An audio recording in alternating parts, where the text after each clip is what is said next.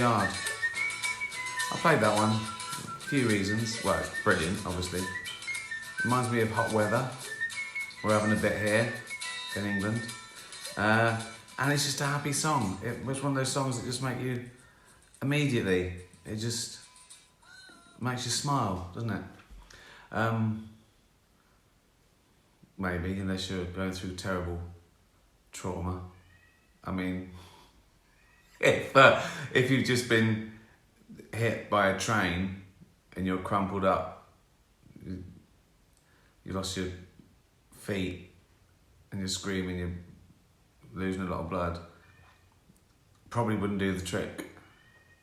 Quickly, wait, listen, morphine. Morphine is better in that. But, given an average day, right, that song will make you feel a little bit happier.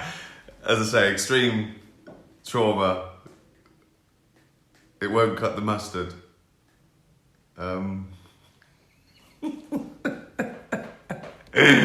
Good. How are you? Where are you watching this from? Let me know. I don't know why. I just like the idea that people are watching this absolute bollocks all over the world.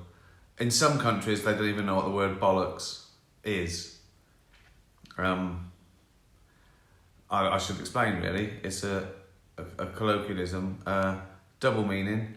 It means absolute nonsense. That's why I call this absolute bollocks. Nonsense. Just rubbish. So it's bollocks, it's rubbish. Also, slang for testicles. So, two birds with one stone. Bollocks meaning rubbish, and bollocks meaning testicles. So, I haven't done this for a while. We're down to sort of once a month now, if you're lucky. Vancouver, Philadelphia, Australia, Slough, Ontario, Indiana, I can't keep up, Italy, California, Wales, New Zealand, Epping, Los Angeles, New Jersey, New York, Portugal, just some of the places in the world. I know what you're thinking, Rick, you've had a haircut. Yeah, I have. Right, first, start off, thank you to Mel, Toffee and Fudge and the Bollocks Gang. I did tweet that, but they've sent me a little afterlife bench and a lovely card, and they even sent me Auntie to sit on the bench with me. And look at this bit for a lovely bit of detail. Oh, oh. Never mind Barbie. Look at that. That's what they'll all be wanting this Christmas. Brilliant. Right, questions. Casper and Yuri. What is your best memory of summer as a child? And how did you keep cool? Swimming, sitting in like paddling pools when I was really little, or swimming. A hose, sitting under a hose, sitting in the garden. I mean, not when I was at school. Obviously, you couldn't do those sort of things. I didn't really care. I think when you're a kid, you just run round until you collapse, don't you? I still do that. I still sort of, I forget to drink water. An idiot. I remember when we were allowed to go on the grass, when I was little in school, when suddenly it was hot enough to go on the grass. I really remember that. That was great. Summer. As I got older, I like the smell of. I love nature, but where I grew up, the smell of tarmac was good because it meant it was hot. Do you know what I mean? Like you could smell the heat in this council estate. You could smell the heat. I remember I used to play tennis, and I could smell the green. My mum used to give me green flash, Dunlop green flash, and they were made of rubber. And sometimes it was so hot that I could smell the rubber where it was warming up on my shoes. So I didn't like trying to get to sleep at night. That was never good. Obviously no air conditioning. No, I mean, growing up, not only we didn't have central heating or air conditioning, so you're just at the mercy of the weather, really. But I don't remember it being a big problem. Now it would be. Now I'm furious if something's 1 degree out. I'm furious.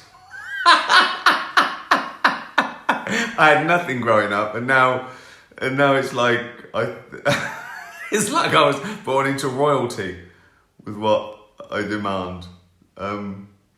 That's the thing, isn't it? You come from nothing and you start, God, I want it like this. No, I've had it hard. I've had money for 40 years. I want this room at 18 degrees at all times.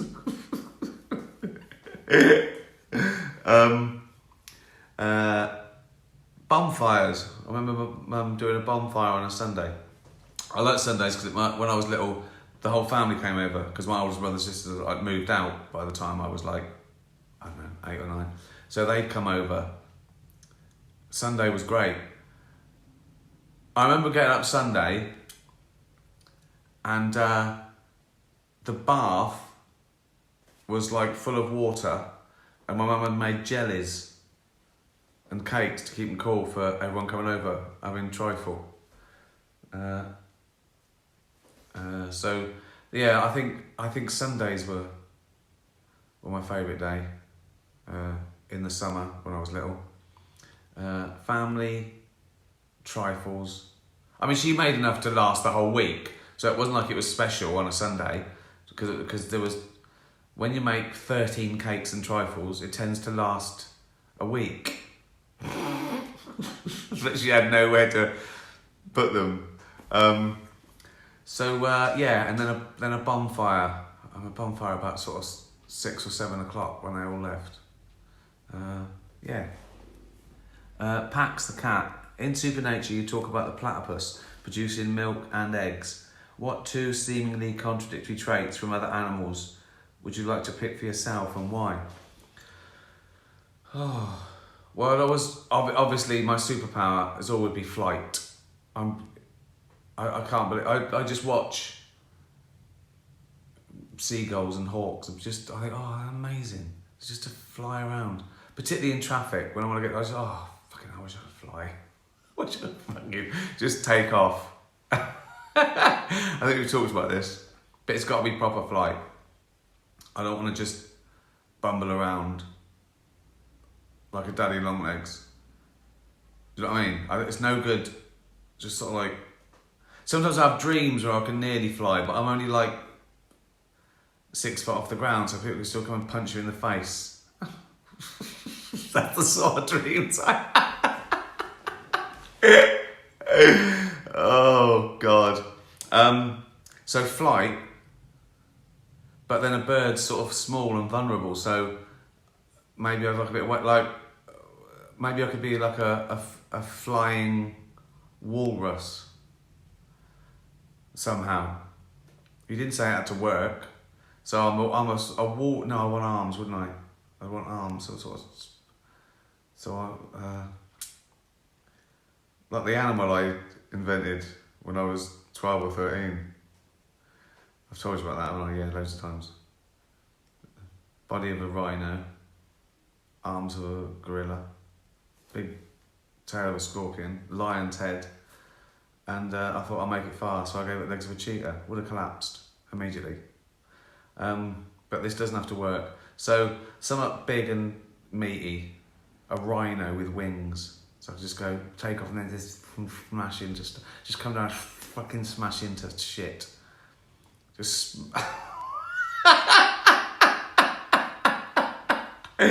Oh God, there might be something wrong with me. Keena. I've been practicing improv comedy on camera at home and I end up worrying that I might offend someone. How do I stop this feeling? Because I really want to get over this hang-up. You shouldn't worry about it because you can't help it. You will offend someone. There's someone in the world, there's nothing you can say that someone somewhere in the world will find offensive. Often it's faux offence, they just want to be heard. You can't worry about them. If you don't go out of your way to offend someone, it's ridiculous. You'll end up, it's impossible. It's impossible to do anything funny where someone somewhere goes, oh, I don't, but, because everyone's different. There's 100 things you can talk about, and everyone's fine with 99 of them, and they get offended by one. You can't second guess them. So you just got to go over that. If someone wants to be offended, they will be, and they'll do it and let you know. They'll do it to stitch you up, because they're not happy in some way. So you can't worry about that. And if you haven't gone out of your way to offend, there's nothing you can do. You don't know who you're dealing with. You don't know. I've talked about this. Whatever you talk about, if you went out and they said, hands up who's had this terrible thing happen to them, and they put their hands up, you went, anyway, I'm going to do it, then that's something. But you don't know those people, you don't know what they've gone through. It's mad to try and second guess. Everyone's gone through something. So there wouldn't be, if you had to do a comedy show when no one could be offended, you couldn't do it. So just don't worry about it. And also, just because they're offended doesn't mean they're right. Some people are offended by equality. Do you know what I mean? Some people are offended because they don't want equality. What can you do? There's no right and wrong to offence. It's a personal feeling. So you can't worry about it. Mick, do you think with your stand-up that you've been influenced by comedy we grew up with? Not the content, but the delivery. What, like... I think I know what you mean. You mean... yeah, I think I know what you mean. That sort of stand-up swagger, put down. I've been influenced by those guys like Groucho Marx, if that's what you mean. I think I have. I've always liked that sarcastic delivery. So yeah, you can't help it. You can't help being influenced, and then you make it your own. And it's there's never one influence. If you're influenced by one person, that's like a tribute. You're influenced by 50, so you make a new blend. But I do like that sort of sarcastic, ironic. Those guys that show that it's not best to be the cleverest bloke in the room, where they go out there with swagger, but they're the butt of the joke.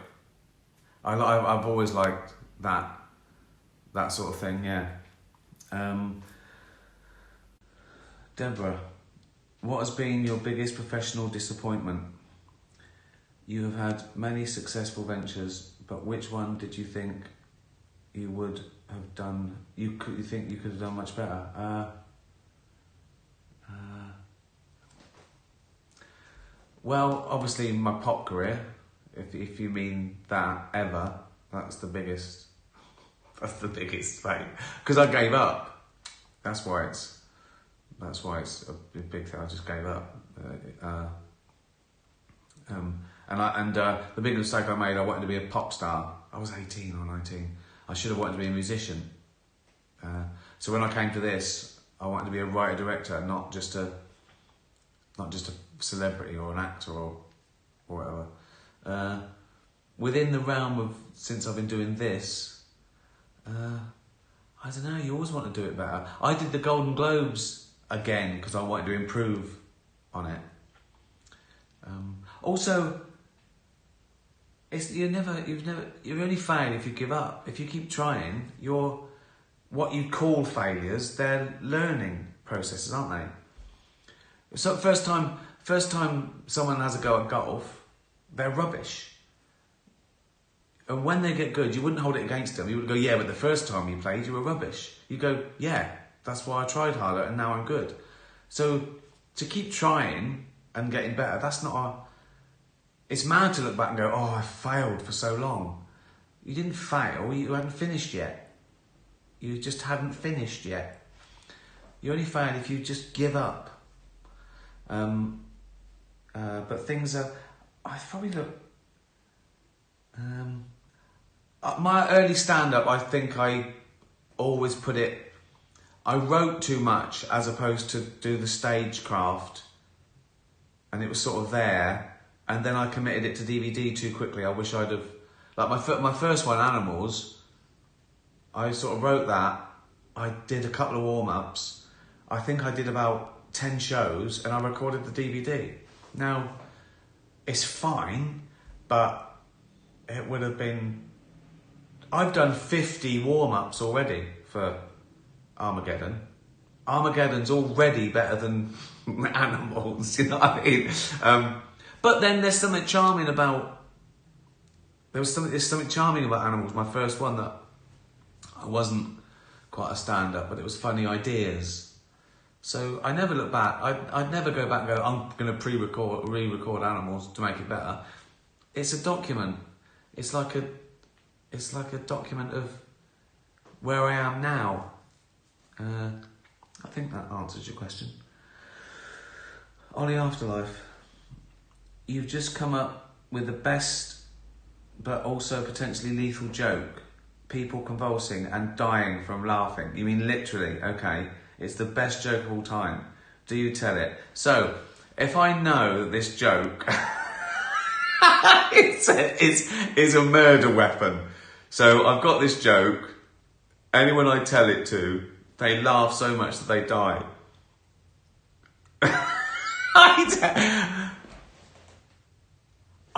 This is terrible. I mean, the answer should be no, of course not. But it's tempting, isn't it? Just people you don't like. Hey, mate. Sorry, we've had our differences, but they tell them the joke.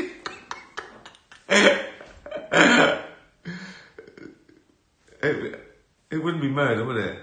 Because telling someone dying of a joke, that's not against the law, is it? If you tell a joke and it kills someone, that's not against the law. Also, it's like a gift, isn't it? I've given them the best death, apart from dying in their sleep, when they could be dreaming about having their legs pulled off by a giant monster. Dying laughing, that's a pretty good way to go, isn't it? If I knew that my jokes literally cause someone to die, I wouldn't tell them. No, I don't think so. Oh, imagine that. What a trauma that would be. You come up with the great... That's everyone's dream, to come up with the greatest joke. Every comedian's dream, come up with the greatest joke ever. And then someone says, you can't tell it, mate. Why? Because it's so good it kills people. I go, for fuck's sake. Really? Can I tone it down a little bit? So it just puts them in a coma for a week. And I go, we'd rather you didn't. I go, oh, for fuck's sake. Okay.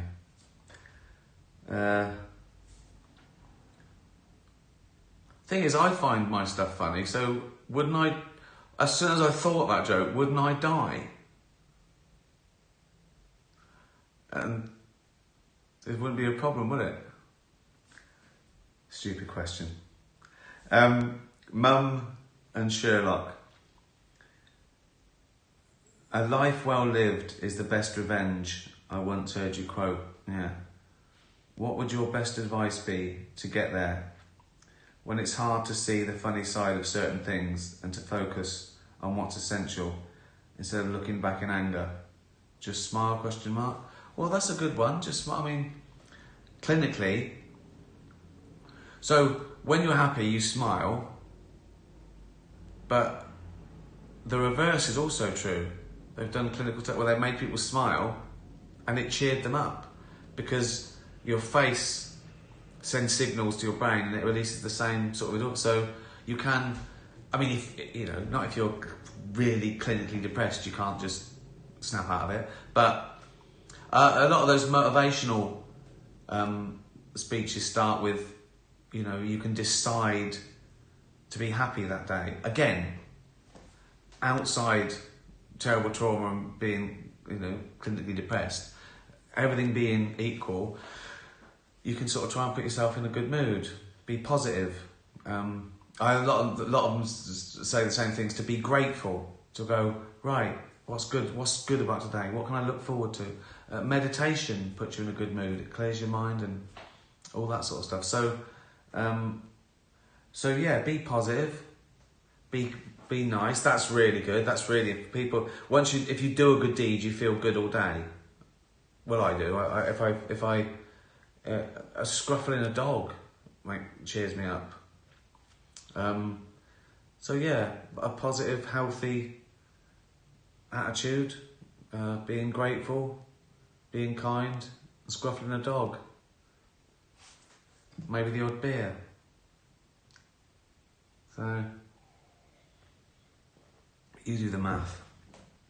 Glenn Martin, my question, if you get a chance. Would you ever play a dark role in a movie or drama? Say a serial killer. Yeah, but I don't know. It'd have to be something. I don't know. I don't just want to be someone who just goes around murdering people. I know you don't actually murder people in a play. I know that. Mr. Rose, you got the wrong end of the stick. You actually killed one of the cast. I thought you might be. No. It's all fake. It's all fake. You don't actually kill people. I'd want something more, I don't know, like a vampire would be good, because that's I can do that. That'd be good. Be a vampire. Just be a normal bloke. Right? You know what I mean? If someone winds you up, they go, you go.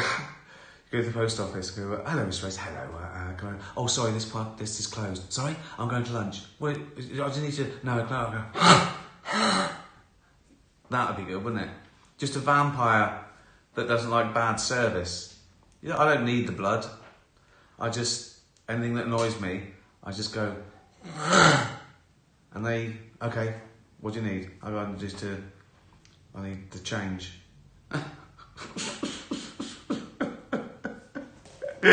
Yeah.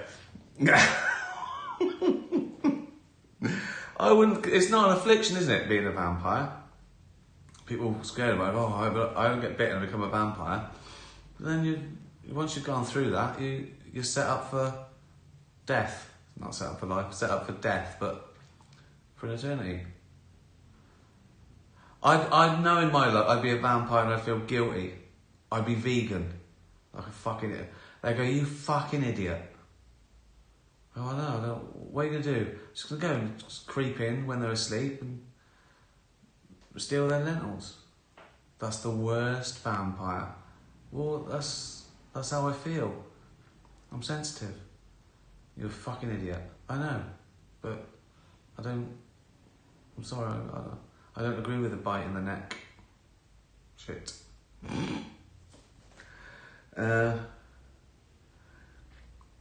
Charlie the cat, if we throw a party when you die,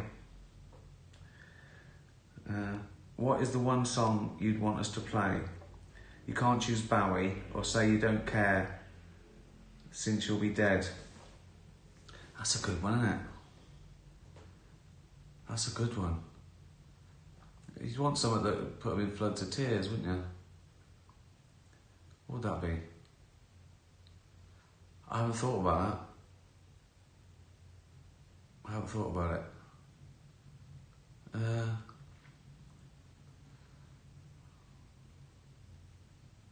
That's a really difficult one. Because, a song's often got just one message, isn't it? Oh. I have to come back to that. I'll think about that. If you had the attention of the whole world for 15 seconds, what would you do or say? These are getting hard, these questions. So, does it make a difference? Like, can I choose? I assume you mean like, and so I'd have a good result. Like, if you could tell 7 billion people one thing. Even if there was not a lot of take up, it would still be an important message.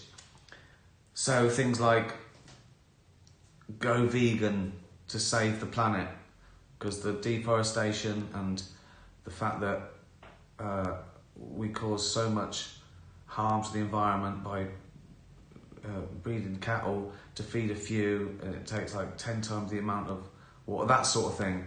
And that'd be a good one, wouldn't it? 15 seconds. I could just say, watch Afterlife on Netflix.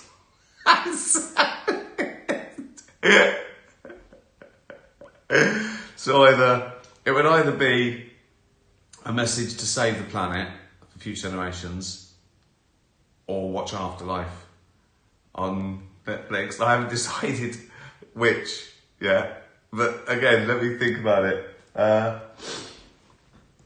Claire, just got back from a girls' weekend and tired and hungover, so that's perfect. Is there any alcoholic drink you cannot go near because it made you too ill? Well, I think I've lived a long time, so most alcoholic drinks have taken their turn to make me ill. Some I don't like much. Like, you know, if you're going through the house and all you've got left is like the sherry, I think then you're in trouble the next day. We used to do homebrew, and if it wasn't ready, but we had nothing else, we'd drink it early. That wasn't good. It was like sometimes you had to leave like the last quarter of a pint because it was like mud. So homebrew has given me some terrible hangovers. I'm scared of things like tequila. I'm not sure about them at all. I've heard some weird stories on that. I heard someone say once he was in Mexico and he drank so much tequila, he woke up the next day in the road and he couldn't feel his legs. That's not my idea of fun, that.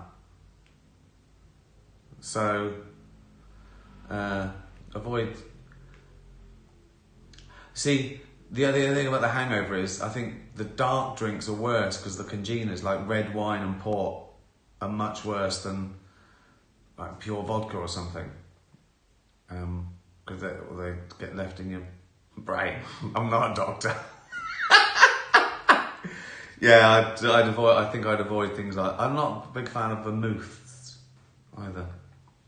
I like beer and wine. That'd do. You don't need anything else. I like a whiskey, but you can't drink too much of it. The thing about people enjoying a whiskey, you can only have a couple, can't you? So yeah, I'd say avoid tequila. There's a worm in it often. Don't have a thing with a worm. If that was a pint of lager, imagine you're in a pub, and you're a pint of lager, I go, what's that? And the bar goes, I've stuck a worm in. You fucking stuck a worm in it, you fucking fat twat. Get the worm out. No, it make you go mental. No. Pour me another pint.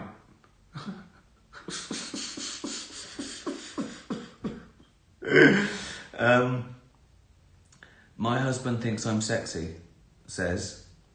What was the moment that made you become an activist for animals?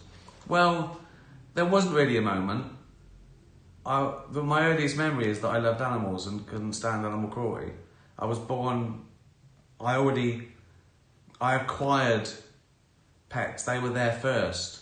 I remember I was little, I had a cat called Smokey that was there before me, and a dog called Betsy that was there before. So I just felt that I've always thought that they've got as much right to be on this planet as me.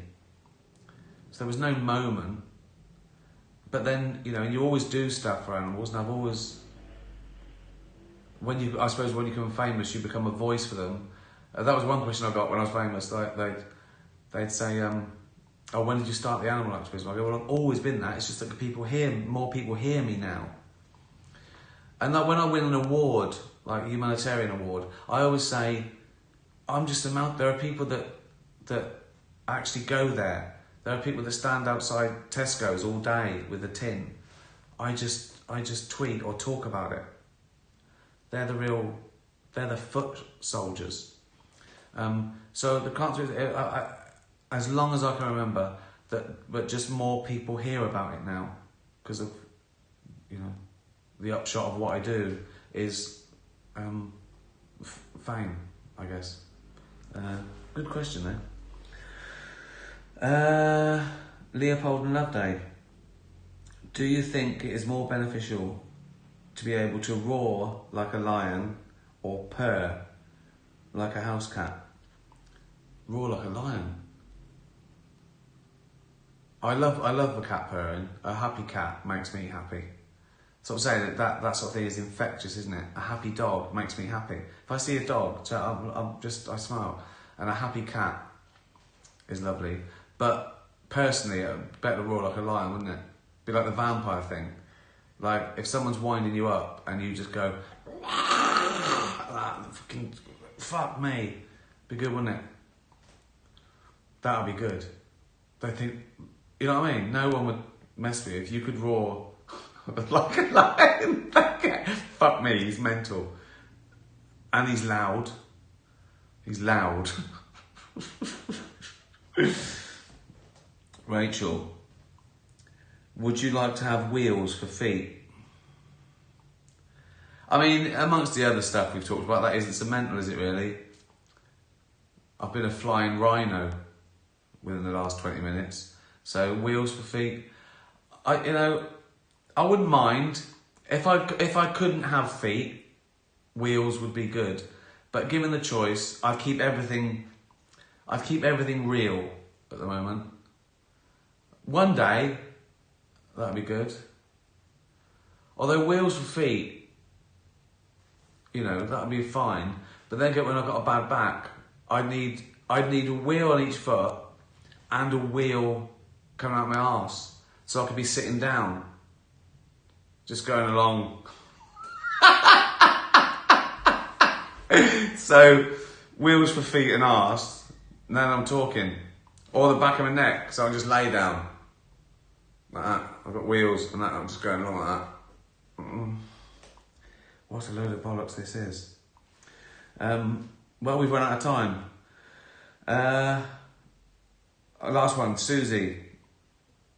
Can I sing the Derek Pudding song? When Derek makes up a song. Everybody here loves having pudding. We has it every day at 6 o'clock. Sometimes it is jelly, what is cold. Sometimes it is crumble, what is hot. Finale. Just brought the house down with that one. Right, good. Have a lovely week. Be kind to animals. Put out bowls of water outside your house for dogs. Be careful with dogs. Don't leave a dog in a car, obviously. Anyone who sees that, honestly, just smash the window. Yeah. Cheers. Tatty bye, everyone. Tatty bye.